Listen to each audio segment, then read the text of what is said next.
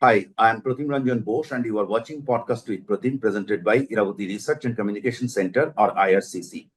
In this episode, we will discuss India's war against terror, how the world treated it, and why. I have with me retired Ambassador Sri Anil Trigunayat. Namaskar. Thank you very Namaskar, much. sir. Sir, the conflict with Pakistan, the reaction of the global media, the remarks of President Trump, stand taken by Turkey, demands serious discourse. First of all, uh, as I look at it, or too many people look at it, is that our reaction against terror has been getting sharper since 2016 Uri attack. I mean, we are just sort of say we are raising the bar by one notch every time, and this time probably by one or two notches more. So that happened during Balakot. We stopped the conflict in no time due to global intervention. This time it went on for 3 days, and then on the fourth day it was called off. Now, in that too in a very controversial manner, where U.S. President suddenly said that he mediated and he stopped it, and all those things happened. So, while we are coming to that, my first question is, from the beginning, particularly the Western media has we can understand some of the Arabian media they're taking some stance, but the Western media, from the CNN in particular, Reuters, etc. So they had kind of taken a stance against India, kind of, I should say, the Rafale story, etc.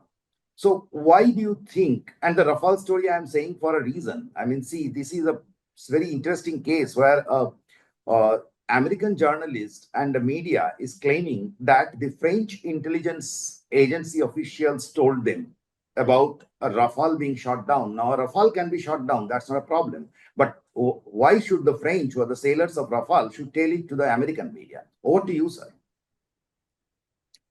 Thank you, Pratimji. You very rightly mentioned that India has changed its policy now with regard to how do we counter terrorism. We have suffered from terrorism from Pakistan for nearly 3 decades, even more. The Western world only learned the hard way after the 9/11 that there is something called terrorism. Until then, they did not even listen to us. But we continued to suffer from. So, what Prime Minister Modi had very clearly articulated in his national address to the nation, that we will go and hit wherever they are if we are attacked once again. So, every time, as you rightly mentioned, Uri, Balakot, and now the revenge for Pahalgam has been very, very clear, decisive, and it also was decisive in the military domain later on when Pakistan reacted. Initially, India only wanted and had targeted the 9 hideouts of the terrorists, well known or notorious terrorists who have been basically internationally designated terrorists as well, sanctioned. But instead of doing anything about it, Pakistan retaliated, and India further retaliated in a much decisive manner and decimating their overall strength. Now, I have always maintained that the Western media, many of the Western countries, would not like a rise of India to the extent that we tend to believe. And they have been trying to equate India with Pakistan, like China tries or Americans try. So, therefore, we have to be extremely cautious in this regard. As far as media is concerned, Western media, when I was posted in New York, I remember that we tried to give the news about the visit of our Prime Minister, this, that, good news, this is happening in India, economic reforms and whatnot. You will be surprised what I was told by the editors there. They said good news is no news. News is friction, and you are part of the media, so you understand that. So without the friction, so now here, India attacking the terror hideouts in Pakistan does not make a good news for them. But Pakistan talking of some nuclear bogey or blackmanship or brinkmanship, that makes a good news for them. They will not bother about whether terrorists, who terrorists, which terrorists. They would think Al-Shara is a good terrorist, so we shake hands with him. Taliban was a good terrorist, even though they fought against them. Pakistan state is a good state because it pampers terrorists, nurtures terrorists, and we give them $400 million. So can you imagine? I mean, this is the kind of hypocrisy and double standards which are very much evident in the state's behavior as well as in the behavior of their media. So I must say that rather than being objective or rather than being proactive in the sense that calling out terrorism as it is, they made it about Kashmir, they made it about nuclear neighbors, they made it about the Pakistan is going under completely. Now, this is the kind of thing that how can you fight that? The only way to fight it is to have a very robust communication strategy, a proactive communication strategy. And you must work on it. We did work very well this time, I must say, Yes, that yes. during Our this, but communication, at this, official communication yes, was top notch. I'm top saying notch. this as a So, communication expert. absolutely. So, this was perfect in that sense. But you can take a horse to the pond, but you can't make him drink. So, if the certain medias where the investments by countries like China, by others, or deep states in the US and elsewhere are doing it, so they have an agenda. So, they follow only that agenda. I have seen Nick Robertson of CNN rattling out all kinds of nonsense from Pakistan because he's based there. He's buying the Pakistan narrative and flagging it on the CNN. Now, this is something which is duping their own public and their own audience, losing their own credibility. So, good luck to them if they believe Pakistan and its deep state. I have a question here. Pakistan is a lost case. It's a failed state. Their per capita is somewhere around 1,200 to 1,300 or something like that. Uh, it's a poor country. It has, over the last 10 years, you will see its exports are range bound. It's 32, 35, it's that billion dollars. The what is surprising? I mean, ideally, it is the begging bowl of the world. No country in the world has got 24 bailouts. 24.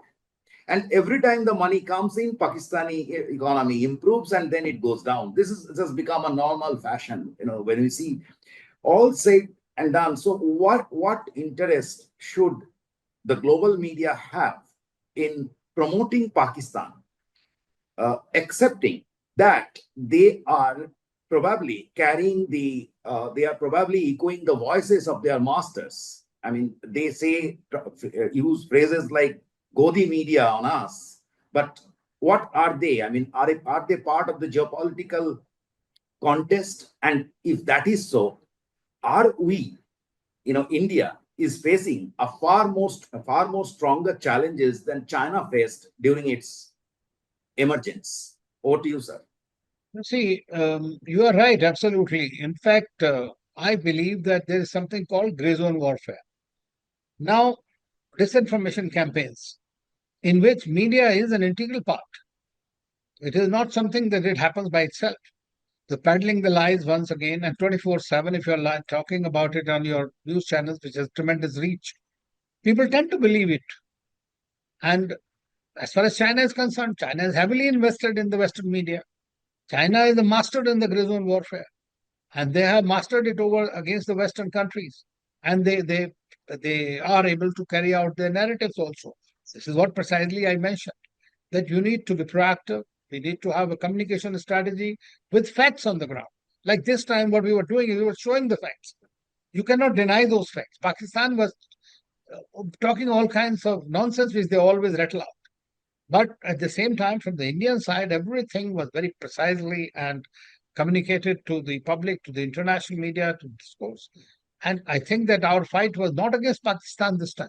It was Yes, against the terrorists and yes, their backers. So their backers happens to be, unfortunately, the Pakistani deep state, which is their military and their ISI, who survived only on the anti-India stance, nothing else.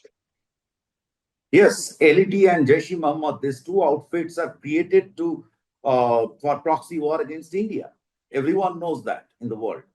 Now, the point is, why US, we can, if we consider the bailout of IMF bailout of Pakistan, then we have to assume that US has certain interests in Pakistan.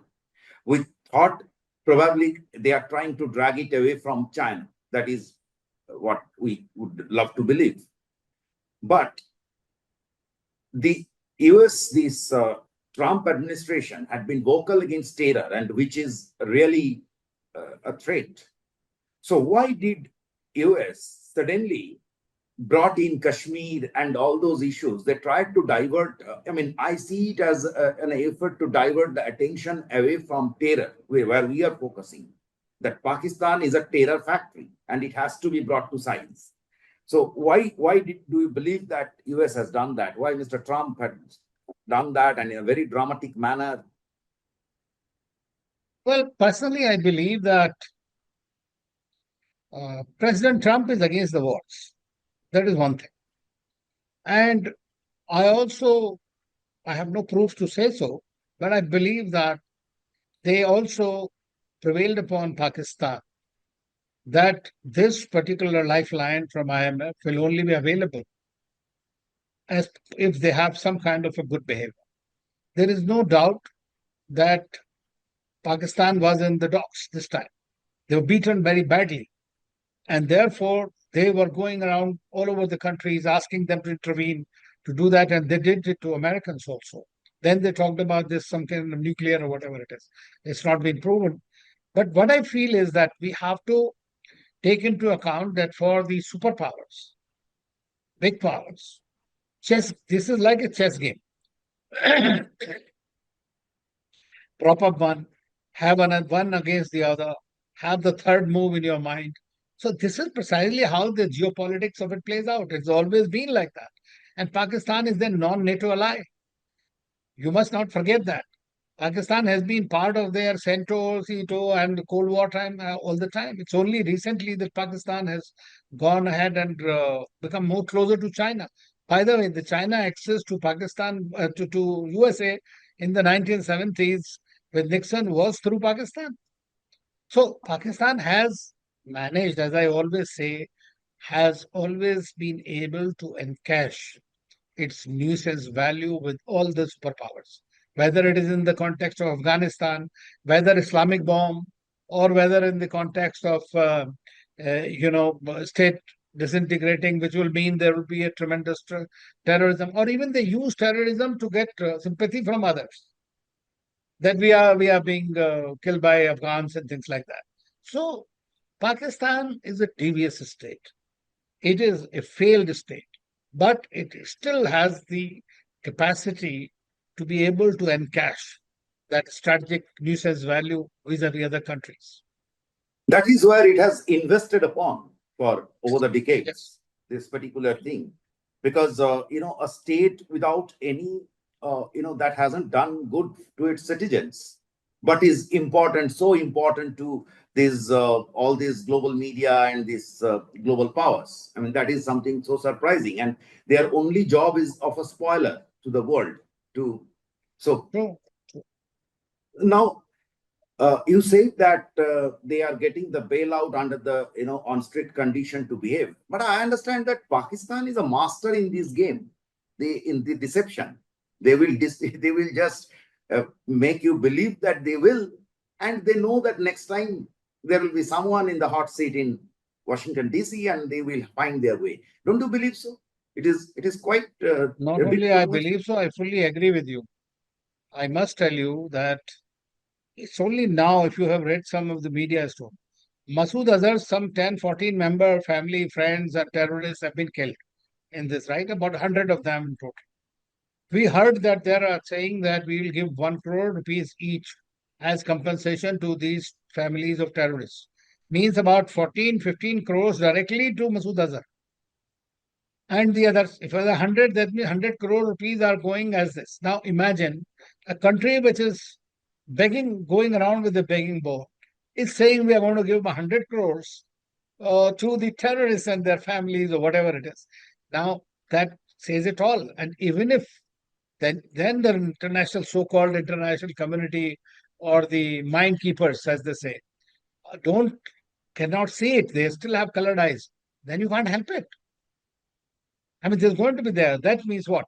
That means India has to stand on its own. We don't have to worry about it because we are suffering from terrorism. We'll have to take action against terrorism. We have always thought of good of Pakistan. We have always wanted to help them. We wanted an economically strong Pakistan.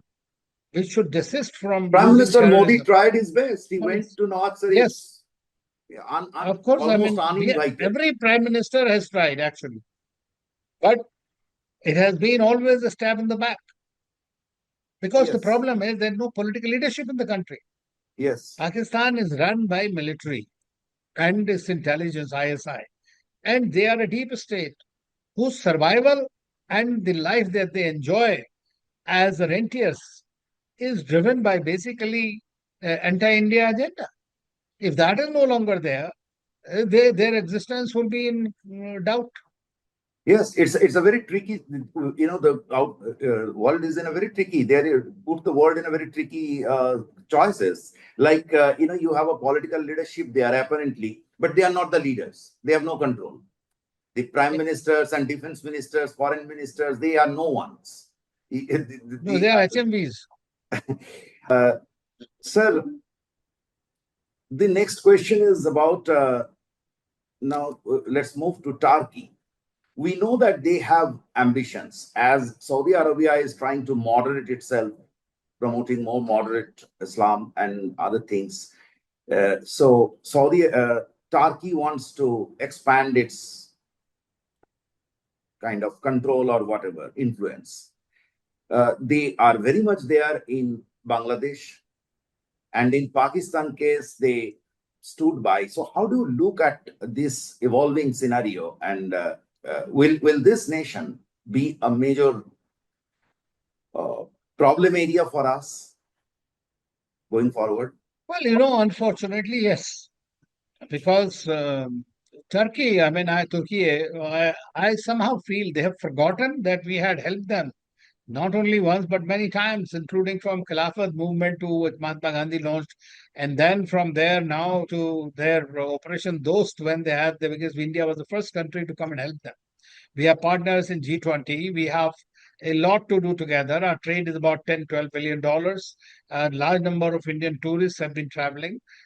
But this Pakistani factor, which apparently everybody tries to say that Mr. Erdogan is probably thinking of the Islamic leadership and that they think Pakistan is an important country. And this has been a relationship that they have had for 40, 50 years, 60 years, something. From D8 onwards, various Islamic groups in the OIC and everywhere else. So they have sided with Pakistan. And the worst part is, which I tell my Turkish friends, that you must understand who are you backing? If you are a friend of Pakistan, tell them to desist using terrorism as an instrument of their foreign policy. Not promote them, not promote terrorism, not be a part of the terror outfits and terror infrastructure by supporting a malicious and malignant state and a leadership in the country. You are not only undermining your own sovereignty, your own country, but exposing it in the international domain. As far as India is concerned, we'll handle it. It is not absolutely essential, but it's a pity that two strategically important countries. I also tell them, I said, if you are looking at it from the point of view of Islam or Islamic nations, think about India, the second largest Muslim nation with about 230 million Muslims, more than Pakistan. Look about that. They are proud Indians. Why can't you think of India in that sense? You don't have to try to show Muslims, if Islam is your main thing that you want certain kind of a leadership, which is a mirage, basically, they will not have it. They cannot have it.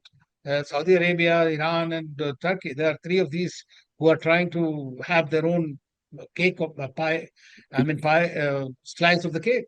So, but at the same time, I believe that Turkey, which is a strong nation, which is a good nation, which is a friendly nation for India for many years.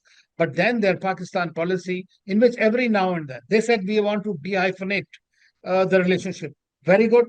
You are a sovereign country, have a relationship with Pakistan, no problem. But at the same time, then stop interfering in our sovereign matters of Kashmir.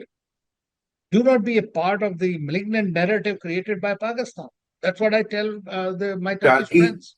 Turkey and Malaysia were two countries that reacted on 370 abrogation. Yes, I mean, in everything related to Kashmir, they react. This is the problem. This is to support Pakistan. There's only three countries or four countries in the world which are talking about Pakistan and helping them in this, which is not correct. The problem is you are not even their good friend of Pakistan or Pakistani people. I would like to convey through your channel that they are actually undermining the Pakistan sovereignty by doing so. Because Pakistan gets emboldened by these people with China and in Azerbaijan, in Turkey, or in Malaysia for that matter. They have to understand this. There are history, learn the history. What was the history? I mean, you are forgetting everything about how was it created because of the colonial connection. You don't know that. You're simply buying the whatever your these deep state in Pakistan is conveying it to you. You can imagine with Turkey. I mean, I was really disappointed because I'm one of the few people who have been saying that we must have good relations with Turkey. But the Turkey is trying to undermine our own sovereignty. So how are you going to support that? Right, right. So we can foresee that Turkish companies have a lot of investment in India's aviation space, etc. So Airports. now there is a movement in India against Turkey. A lot of Yes, cancellations of tourists. We sent large number of tourists. P2P Connect is amazing. They are not looking at it. I always tell them that do the cost benefit analysis if nothing else. If the foreign policy of the country is meant for serving its national interest, you do your cost benefit analysis. Is it good to be a friend of India or it's good to be anti India? Simple. Or it's good to be with Pakistan or let that be. and unfortunately, as we have seen right from the case of Pakistan, is that when it comes to religion, they forego commerce and other things. No, Pakistan is a basket case. Let's not talk about Pakistan. I mean, it's basically No, if but you're then talking about Erdogan Pakistan, is is picking up equalizing the same yourself. values, na? Yeah, Erdogan is again, I mean, he's not the only one. I have met a large number of Turkish people who don't agree with these kind of policies. They openly say, and they tell us anybody who opposes goes into jail there. But I have told politically, I mean, we can only tell them, let's take off the colored glasses. That's the only thing that you need. Think about your own country's welfare. I mean, whatever it is, we don't know. I mean, every country is sovereign. They can choose their friends. I mean, we are not saying Pakistan is a country. You want to have relation, but then tell them not to do what is wrong. Right. Sir, before we wrap up, I will just ask you to share your brief opinion on the Pakistan-Iran axis. Iran stood by India, or by in the say the war against terror. I mean, they expressed solidarity with India. That much is we saw in paper. But Pakistan has a very good smuggling network. They get some 14-15% of their oil, I read somewhere, from smuggled Yes, from yes. Iran and other issues. So, how do you see this axis? No, this is you see the Pakistan. Iran is a very important strategic country. It's our strategic partner also. They were the first ones, actually, if you remember, who came out that there should be no war, and their president spoke to Prime Minister Modi. Foreign Minister came here, had a joint commission meeting. They did shuttle diplomacy. Our Saudi friends also did the same. They tried to, what are the rest of the world is trying to do is that there should not be a escalation to the full-fledged war. Right. But we have been saying we are not going after Pakistan. But if Pakistan retaliates, we are And going we to give maintained a it from day one that it is day one. non-retaliatory in nature. Yes, first day we said we non-escalatory nature. Had Pakistan seen some reason? Actually, in my view, some people in Pakistan must start thinking, is it even worth for them to support these terror groups? It has brought misery to their country. Misery. It's They don't care. becoming a They failed don't state. care. Misery is No, bring people money to should them. think about it. What I'm saying is the people only can change it. Nothing else. Today, they don't have a good word for the military. They don't have a good word for the political leadership. You have seen it happening in Pakistan. It's disintegrating. There are Baloch people who want their freedom. There are Pashtuns who don't like them. There is Sindh people who are not happy. Now, I mean, we will continue with our diplomatic actions that we have done all through, which is what, in my view, like the Indus Water Treaty and others, which is what going to yield you better results. Mind my words, Indus Water Treaty will become more important in bilateral discourse than the Kashmir issue that Pakistan often raises. Yes, yes, it is very, very important. Because that's survival for them. That's survival. 80% of their water source is Indus water. Yes. Sir, I'm just trying to take, we are seeing as we said in the beginning, that we are seeing a gradual rise of India in asserting its position. India is increasingly asserting its position against terror. Now, we have seen all the powers in the world during this course of rising. One is hard power is definitely essential, that as a deterrent. So we can, do you foresee India? I mean, what are the things that you foresee India to follow in the next 5 or 10 years, assuming that our economic growth continues in the same pace or higher? Yeah, you are right, absolutely. I mean, to have a comprehensive power, which is also acts as a major deterrence in the international relations, is that our economy has to continue to function in a good way. And that is one reason that we don't want to get into infructuous wars and conflicts with countries. But we will not tolerate, there is a zero tolerance for terrorism, as Prime Minister says. So we will hit back wherever it happens in India against India. At the same time, we have seen it. There are countries who have supported us. There are countries who will have conditional support. But the fact remains is that we need to be very, very careful that we have to develop our own defenses foolproof, which India has shown this time, actually. This was just a trailer. That what India has shown, the kind of, hands down superiority of Indian firepower to Pakistan and the world. So we have to continue to build upon it. They are still early days. We are going to have other major challenges, not only Pakistan. So we have to prepare for that. And we cannot be robust in our comprehensive power if we are dependent on other countries for whatever reason. So we have to reduce our dependencies on other countries and be a part of the global value supply chain. Other thing I feel is that we have to also create stakeholdership in India from our major partners in a very aggressive manner. Thirdly, I always say that we must devise a proactive communication strategy, which is an extremely important thing, in my view, in today's time and age, especially when social media and they have become so rabid and irresponsible and manipulated easily. And sir, all you said, it means that India has to be more assertive. That is, the path you charted out is basically about a power asserting its position and is well in tune with the policy neutrality that we said that we had been discussing for quite some time and we've seen. Thank you so much for joining. I know you have other work